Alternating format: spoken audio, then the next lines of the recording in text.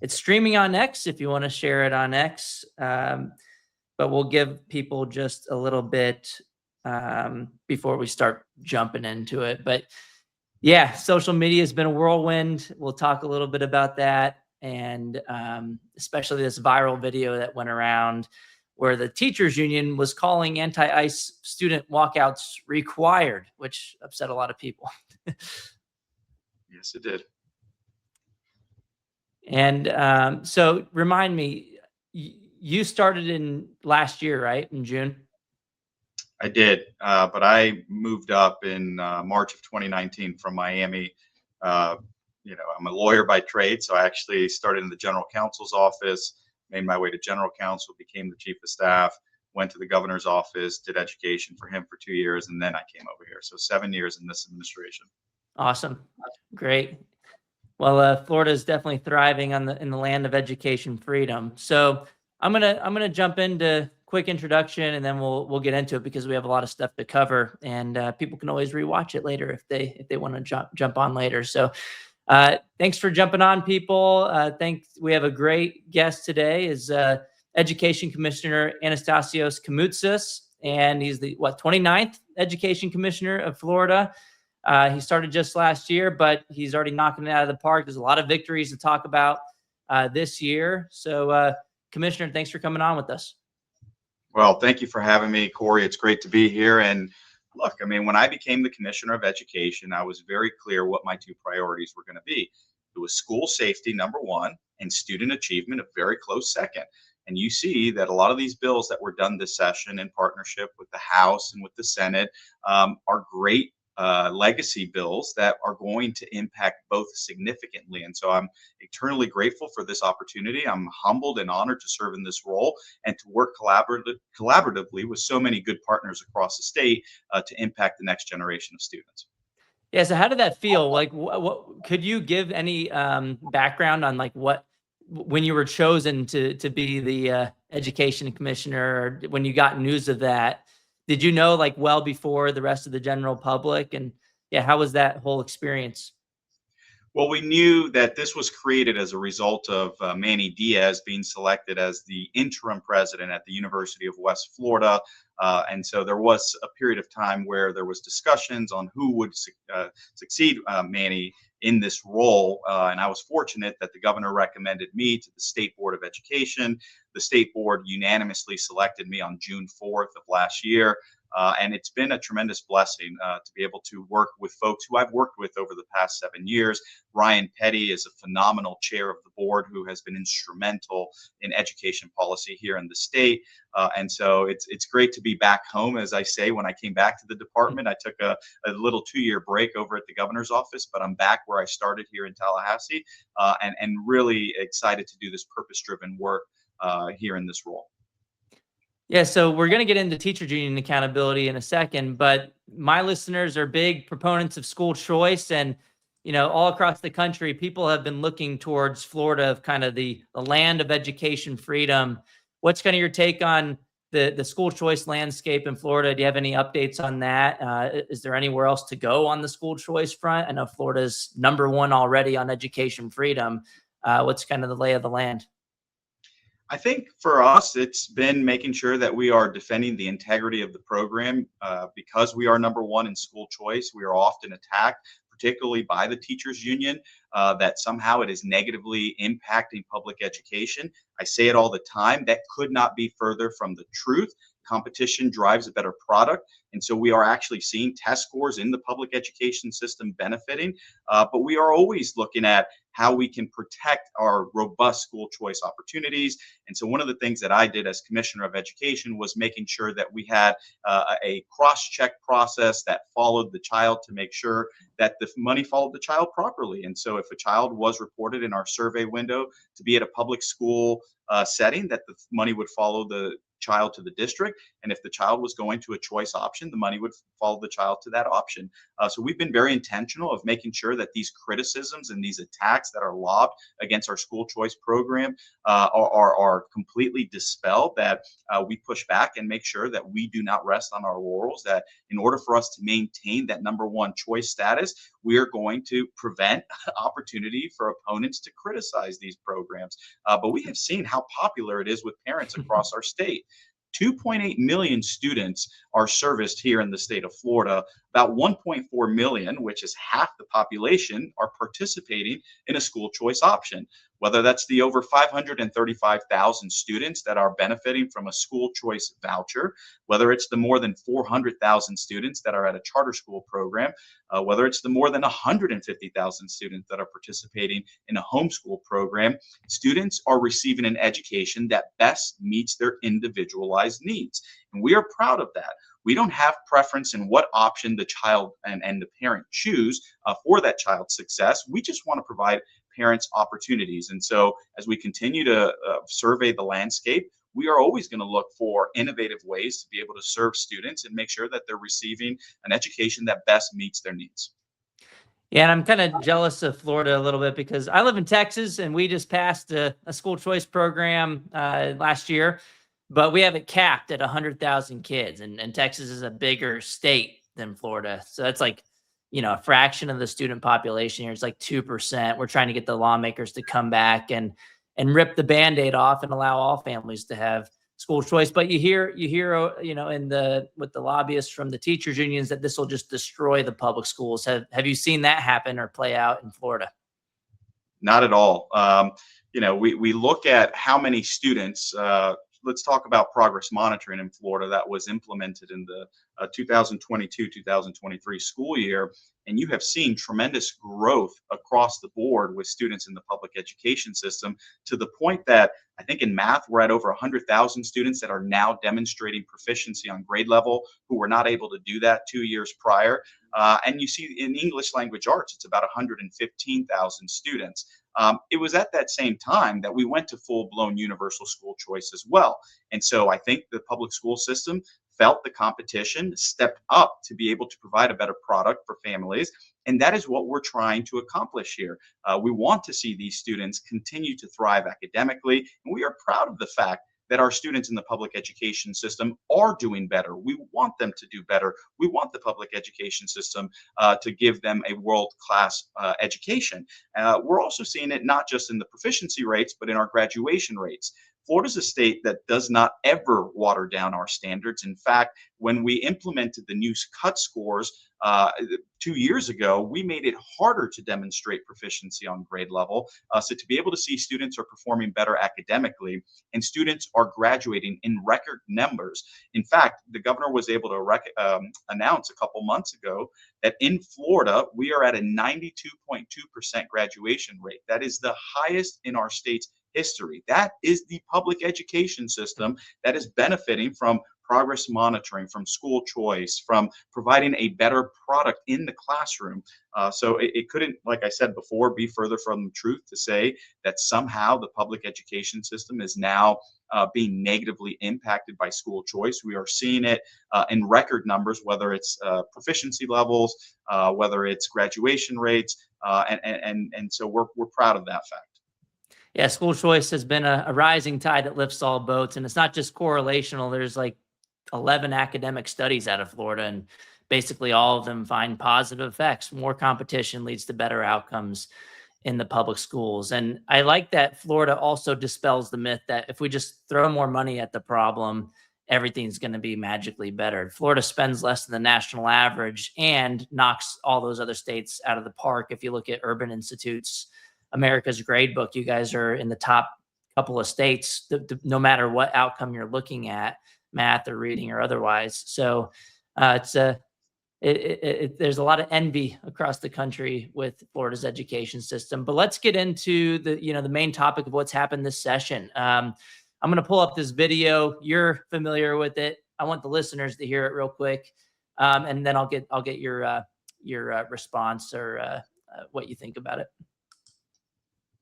Florida students are confronted with videos of ICE raids, of families being torn apart, and of Americans being murdered for using their constitutional rights, they respond.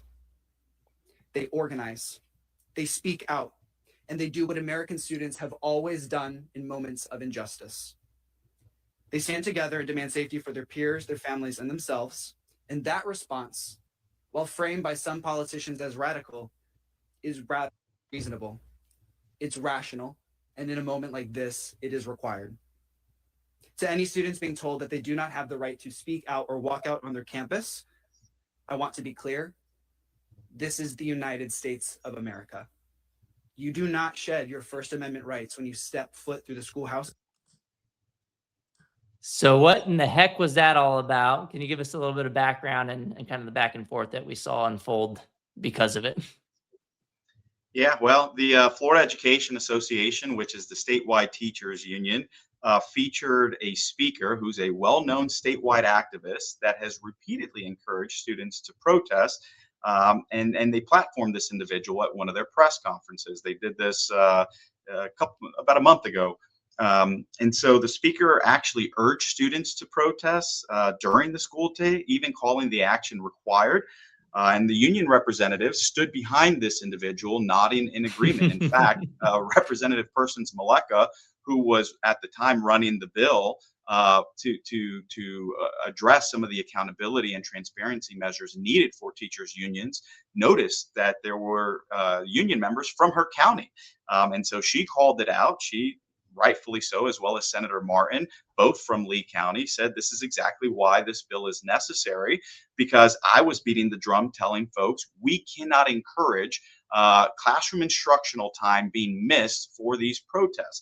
I also flagged from the beginning that this was a huge student safety issue.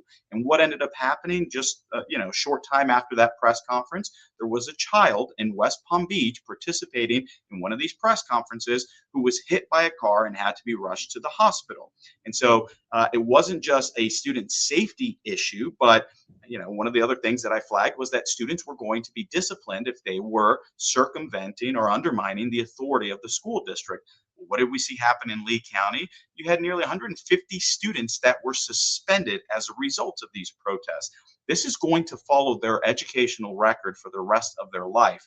And so to have the union, who's supposed to be a good partner, making sure that teachers and students are thriving academically and we're creating the best educational learning environment that is safe and secure, we're actually encouraging this type of behavior to take place in our school campuses. And so that really upset quite a few people. You saw national backlash take place. I think Elon Musk even weighed in at some point. So it was a real issue. What did the union say after? Oh, that wasn't a union member. That's not the union who was endorsing it. Meanwhile, it was FEA written all over the background. It had their union representatives nodding in agreement. They never at all disagreed with the message that was being provided until they received backlash. And so I think folks saw why this bill was running. Again, this bill was already filed prior to this incident taking place, but it really got folks to start paying attention to who the union is, what they represent, and how they are truly an obstacle to getting an effective education provided to students. Yeah, it seems like the union knew all along what this guy was going to talk about. Could you give a background? Like, was this a surprise that this person would be talking about this topic, or is this a person who kind of their bread and butter was organizing student walkouts?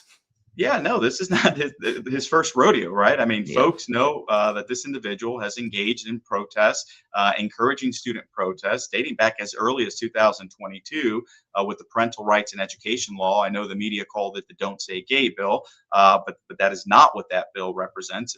It represents the protection of innocence with students, particularly at the K-3 level in that particular law, and what they were going to be exposed to and what parents need to be notified of when it comes to their child's education. And so this individual's been ginning up these protests dating back to that time. So for the union to claim that they had no idea that this individual was going to get up there when all these student protests were taking place, not just in this state, but across the country, is just disingenuous at best. It would be like having me speak at a press conference and then being shocked that I talked about school choice. What the heck else is Corey DeAngelis going to talk about? Exactly. So, I mean, it was total gaslighting on the part of the union. And they started freaking out, right, once this went viral, because according to the Tampa Bay Times, the bill was dormant.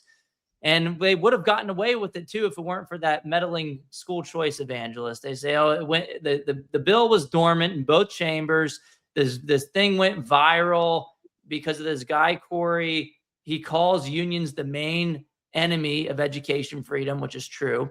I will say, Anastasios, when this guy emailed me questions, all he wanted to talk about, this education reporter at the Tampa Bay Times, was what was my motivation being a Texan wanting to have union reform in Florida. And he was trying to bait me basically into saying, you know, unions are evil things. So that could be the story instead of what the bill actually does. But you're cited here as well, calling on lawmakers to move the legislation forward.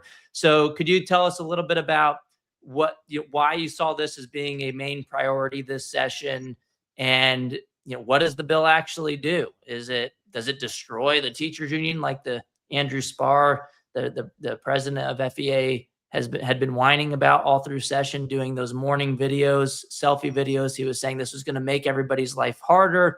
It was they needed to urge their representatives, according to the two teachers union boss, to not make their lives harder, and to, I mean, you could hear it on repeat during the hearings. It was basically, they were given their two talking points to say, one, I'm a Republican and I don't like this.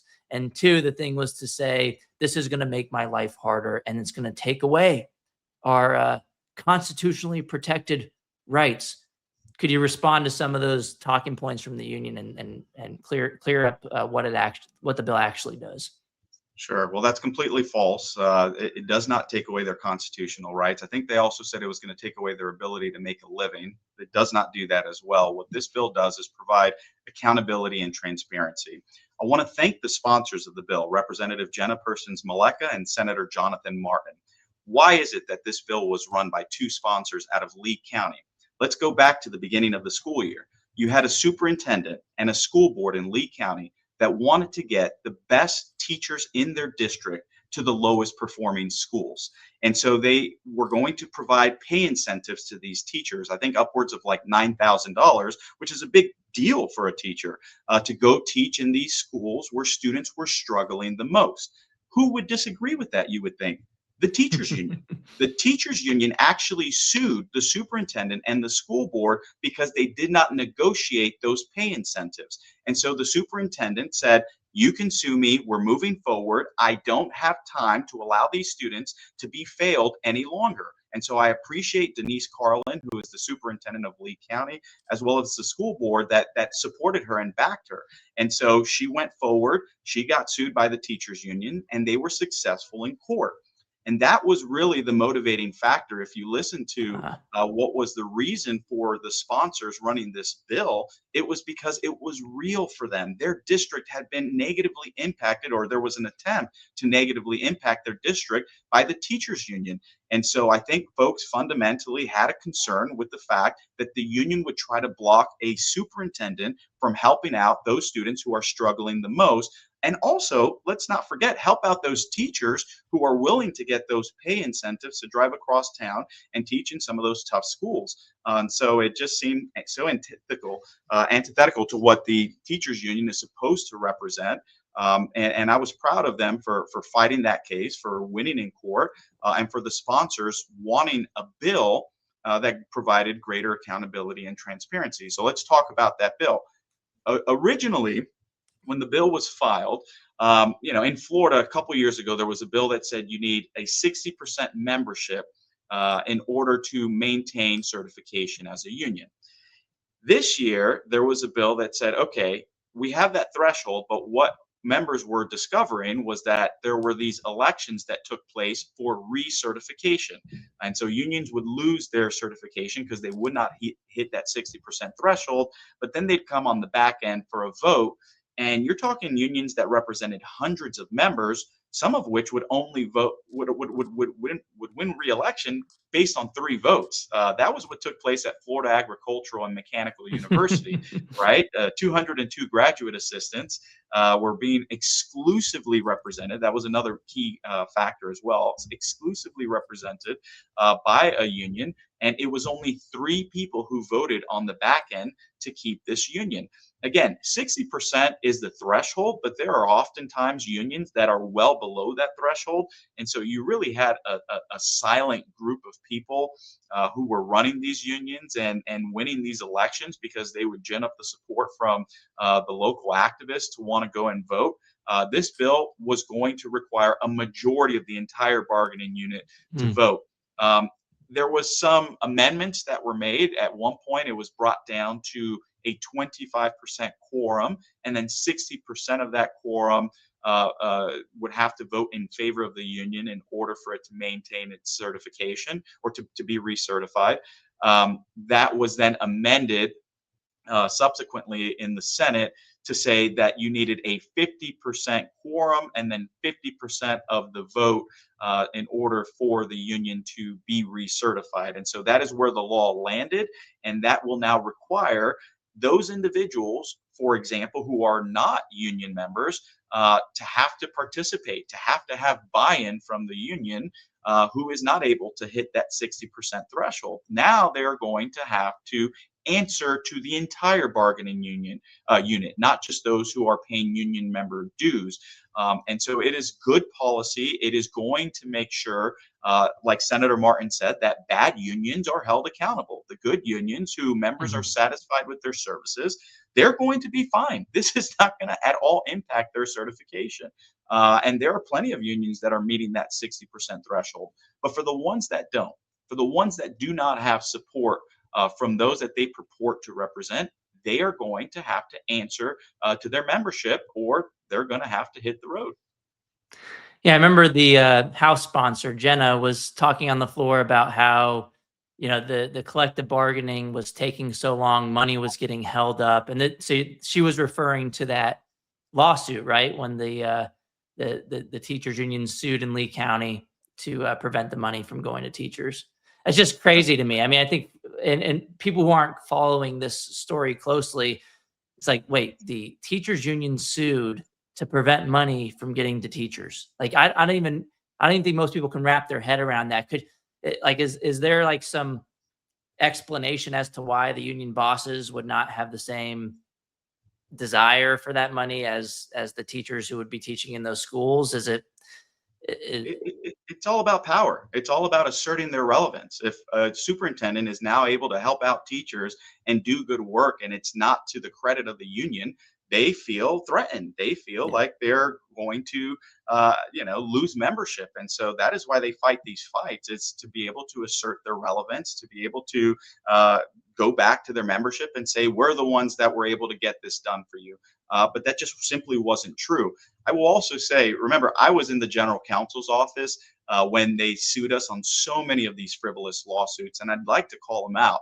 Like reopening schools. That was a big deal for us that summer in 2020 when the governor said we are going to move forward and keep our schools open. Let's not forget, it was the teachers union who sued us in court and tried to block that from happening. I know they like to take credit now and say that they were supportive of the idea from the beginning, but the record just doesn't. Oh, no, they sued to keep the schools closed. And you had Carla was her name, the teachers union president in Miami. They were driving around a fake hearse around the Capitol or one of the official school board buildings or something. I remember that visual, to say basically you're trying to kill us if you open the schools. I mean, it was just so ridiculous.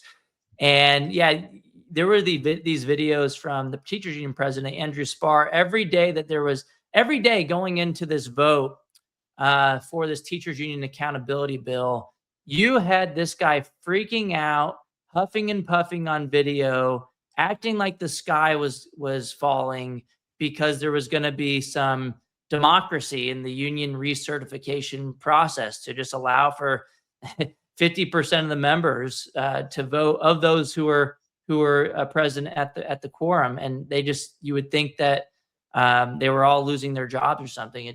That just never happened. And the last thing I want to point out about Andrew was that during that viral video going around of the press conference speaker saying required anti-ICE walkouts, he went and said, oh, this wasn't the position of the FEA. We don't support the student walkouts. And I would reply to him every time saying, well, where was your speaker talking about the pro-ICE stance? Because he said, the reason that we didn't have that was because, well, that wasn't the point of the press conference. Well, then why have someone there to talk about anti-ICE student walkouts? It seems like they were backpedaling.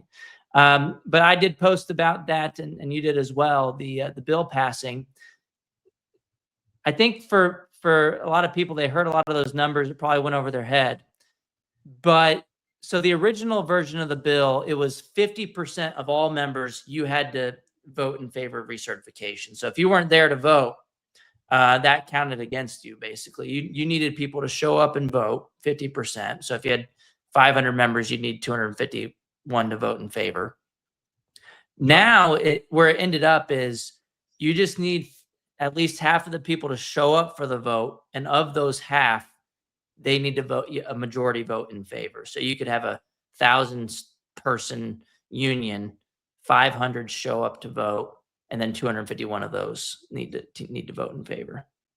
Yeah, it's good policy. You're answering to the members you purport to represent. And I think that you're going to see it will lead to greater transparency, because now you're going to have more membership participation. Members are going to have to pay attention to what's going on in order for the union to be able to conduct its business. And that's a good thing. You don't want there to be a select few who are deciding what's taking place in the union. We heard 3 people. I mean, and look, University of South Florida, it was 41 that voted in favor to keep the union to represent over 2,100 professors. Think about that. It was just, these numbers were egregious. And it wasn't just at the university level. We saw it at the K-12 level. I think it was 18% showed up to vote in Santa Rosa County. It was even less in Gadsden County, 15%, where you had the superintendent, Elijah Key, actually showed up and testified in support of the bill for this very reason. So, the numbers are pretty egregious when you take a step back and look at, are they actually representing the membership, or is this a way for a select few to engage in political activism? You talked about the press conference where you had the speaker encouraging protests. But again, these lawsuits, we talked about trying to fight us to keep schools closed back in 2020, but they also sued us on, the attempt to save taxpayer dollars by eliminating state dollars from going to DEI initiatives. They sued us when we gave parents the ability to object to books that were pornographic and totally inappropriate for students. They sued us, the more recent one that we won in court, which, by the way, they always lose these lawsuits, but they recently sued us and lost after they tried to block the syllabi from being provided to students 45 days prior to registering for a course, because guess what? You had students that were taking courses and finding out in the middle of the course there was material that they would have preferred to not be exposed to, or to not have to interact with while trying to get an education. And so that was a student first policy. All of these policies, we drive our student first to try to make sure that we are giving them the best education, the most transparent education possible. You have to wonder, why did the union sue to block us from providing that transparency to students? It's because there's an agenda that they're trying to hide.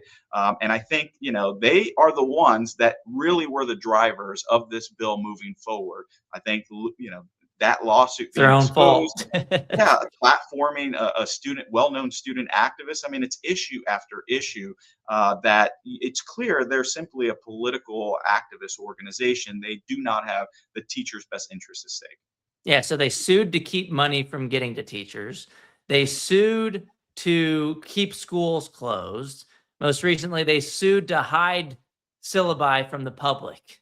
I mean, so it seems like with this new bill passing, a lot of these shenanigans should, you would think, settle down if they learn anything. If they want to keep getting recertified, keep getting majority support of their members, they're going to have to just focus on their members and stop messing with all of these tangential political causes going to war with conservatives, because there's a lot of conservative teachers in the school system too, right? That's right. That's right. And they felt like they were not being represented by the union that's supposed to be representing their bargaining unit. So look, this is good policy. It was the right call. I appreciate the sponsors for running this legislation, and you're going to see that. I think you're going to get a better product one way or the other. Either the members are not going to have buy-in in a political activist organization, or they're no longer going to serve as a political activist organization, and they're going to be good partners. Let's talk about teacher pay. That's something that they often criticize as well. This governor created, with the support of the legislature, of course, an appropriation, an allocation solely dedicated to teacher pay. To this point, he's funded nearly $6 billion and has asked for another $1.5 billion to go only to teacher pay. The union completely disregards that and says that it has zero impact, and it's just disingenuous. And so, why are they saying that? Because it's a conservative governor, and they can never give credit where credit is due. That's just the reality. And their members are frustrated with that. They're frustrated with the fact that it's always a complaint, it's always pushback, there's always opposition, oftentimes with policies that they support. So I noticed you had posted recently that the Florida Education Association, the teachers union out there, which as a reminder to listeners is the state affiliate, I think, of both the NEA and the AFT, Randy Weingarten's union, and it's definitely an affiliate of Becky Pringle's National Education Association, the largest teachers union in the country. They were also upset about this. Florida's adding Maduro overthrow to anti-communist curriculum, and the FBA is not happy about it. Did they similarly protest just having anti-communist curriculum to begin with, or is this a new level of opposition from the teachers union?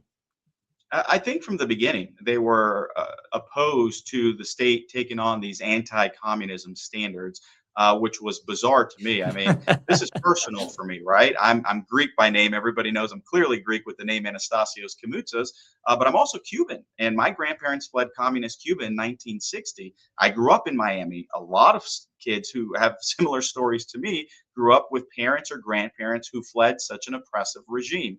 So this is not just personal for me, but this is something that I want students to understand should not be repeated in society.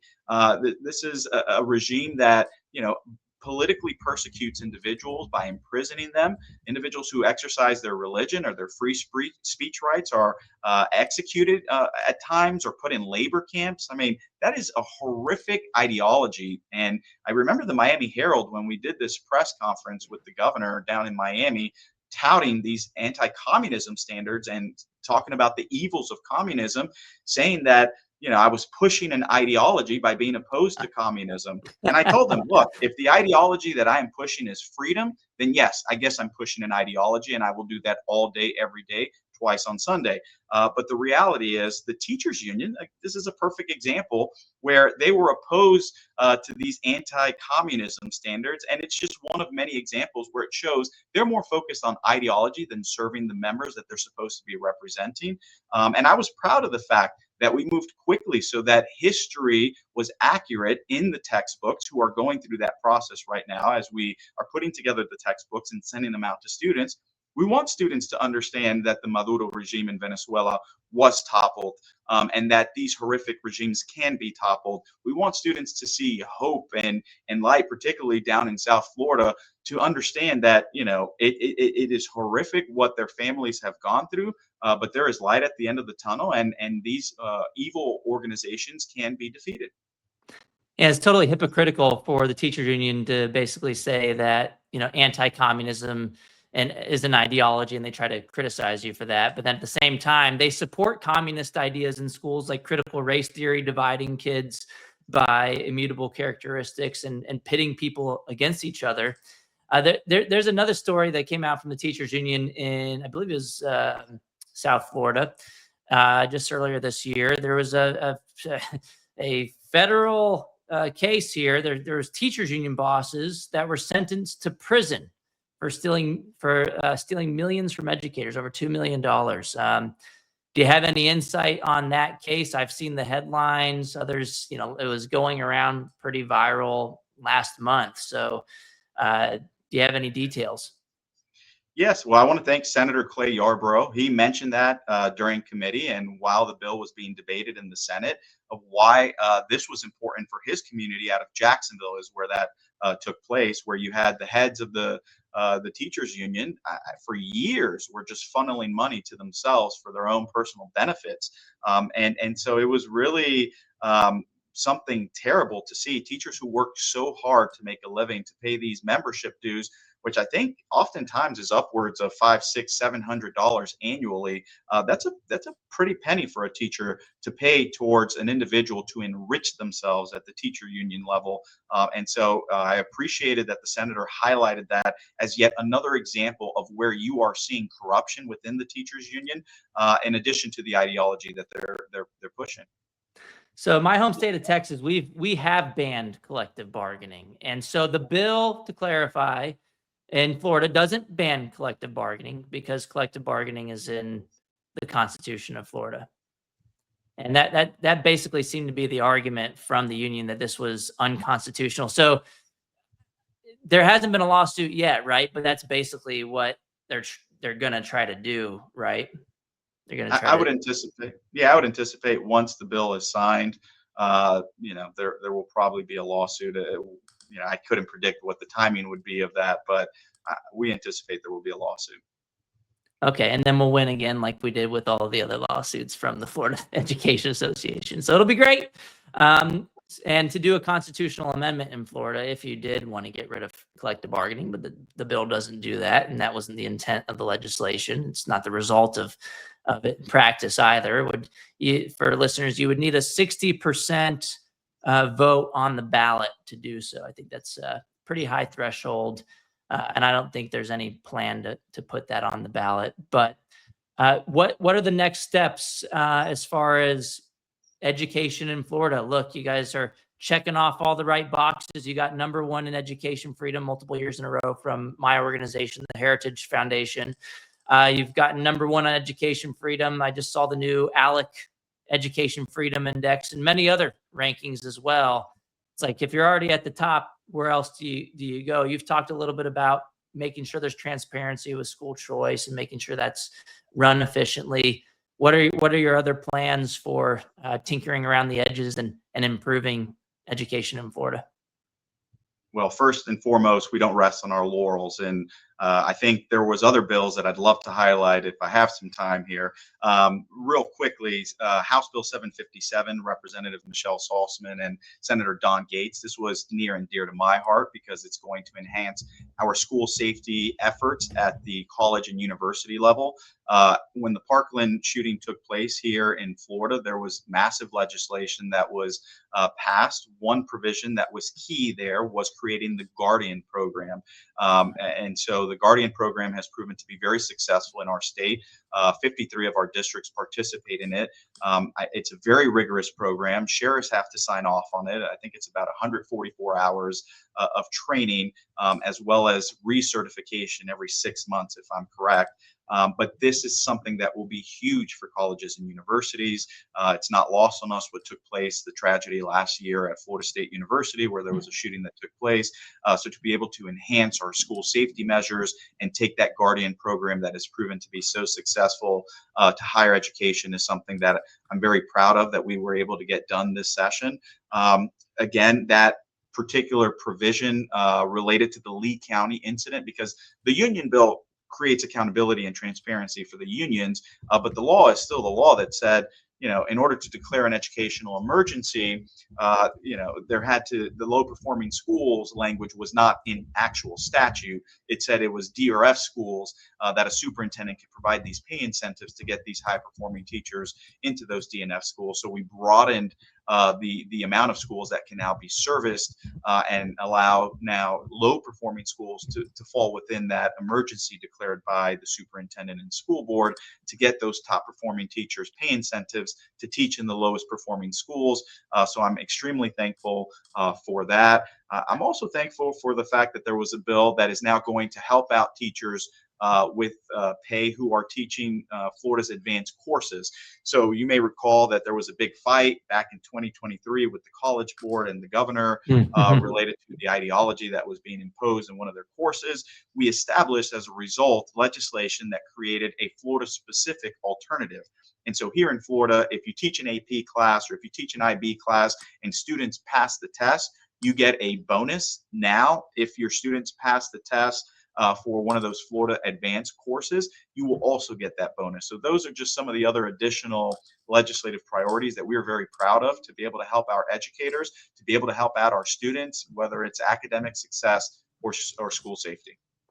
And I see you announced during School Choice Week, the end of January, that Florida also opted into Trump's new school choice program. So could you give us just a little details on that tax credit scholarship and how it's different from, because a lot of people, when this was first rolling out, they were replying to me on social media saying, Florida already has school choice. What is this? And they were saying the same thing in Arizona. We already have school choice. So what is this? How is this different? How can it benefit me if I'm a Florida parent and I'm already using a scholarship to go to a private school? Well, what this would do is supplement our already robust school choice programs. I think in Florida right now, you're hovering about $8,500, $9,000 per student that a parent is receiving to go towards their child's education via a scholarship. This would supplement that for low-income families and would provide up to an additional $1,700. And so, look, you think of that single mom. I was raised by a single mom of 3 kids who was trying to figure out what was the best educational setting for us. Now you're making private school a reality for them because it is more affordable.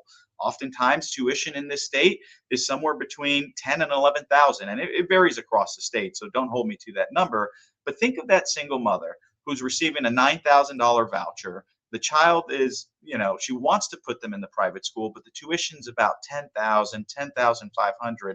Now supplementing through this federal tax credit scholarship for that mother to see that that opportunity become a reality because she doesn't have to pay anything out of pocket is what is the reason why the governor selected to opt in. And I'm very proud of the fact that we're doing that. I thank President Trump and Secretary McMahon for really passing a student first policy so that these opportunities are attainable by all families, irrespective of their background, income level, or zip code. So we were proud to be able to opt into that program. And Florida was one of the first states to make that announcement. And now there's been 28 states that have decided to opt in, and they're all Republican governors so far, except for Jared Polis in Colorado, and he called it a no-brainer decision. Even a Democrat. Do you think other Democrats might come along? I mean, it's already been quite a while. You'd think they would have come along by now, but a lot of them, they're saying that they haven't decided yet. So any thoughts on the Democrat response and whether they're going to follow Florida's lead? I'm hopeful they will. I think when folks take a step back and think who's benefiting from this, yes, it's not the teachers union. That is correct. But it is the students. And that should be the focus when you address education policy. You always got to take a step back and think who is going to be impacted by this policy. This is a purely student first policy. And I think that those who purport to represent the families of their state should really reconsider, if they haven't already, opting into this program to make an educational opportunity achievable for these low-income families so that no student in this country is limited by their income levels from access to a great educational experience. Yeah, so Florida's leading the nation in school choice, and Florida is holding teachers unions accountable. And I believe Florida was the first state and one of the few states that now requires public universities to accept the classic learning test. Is that true? That is correct. And so that was a result of that legislation that I talked about in 2023. It was a massive bill. Part of that allowed now CLT to be utilized as a admissions, not just for admissions, but for scholarships as well. We have the Bright Future Scholarship that, depending on your scores, will cover up to 75 or 100% of your tuition. So now it has the exact same access as SAT and ACT to be able to provide students an additional opportunity to qualify to get into university or to get a scholarship for university. All right, great. I've already taken a little bit more of your time than I had anticipated. We could probably go on all day talking about education freedom in Florida and where we're going. But I want to thank you for coming, Commissioner Anastasios Kamoutsas. I want to thank the listeners for coming out and hearing how they can improve their states, and if they're in Florida, how great of a job you're doing. So thank you for your service to the state of Florida, and not just in Florida. Thank you for spreading. I mean, we live in laboratories of democracy, spreading these good ideas to other states who have leaders who are happy to take good ideas and run with them. So sometimes Governor Abbott does that as well. Look, we're trying to follow in your footsteps on the school choice front. When there was COVID, Florida was there to lead the way, despite the best wishes of the teachers' unions trying to keep the schools closed and hold kids' education hostage. I bet you a lot of other states would have been closed a lot longer if Florida didn't lead the way and show, hey, look, this is relatively low risk here, and it's the right thing to do. And yeah, I'm super thankful again for you coming on. Thanks everybody for listening. And until next time, we learned about the land of education freedom in Florida today on the podcast. So thanks everybody for coming out. Thank you, and God bless you.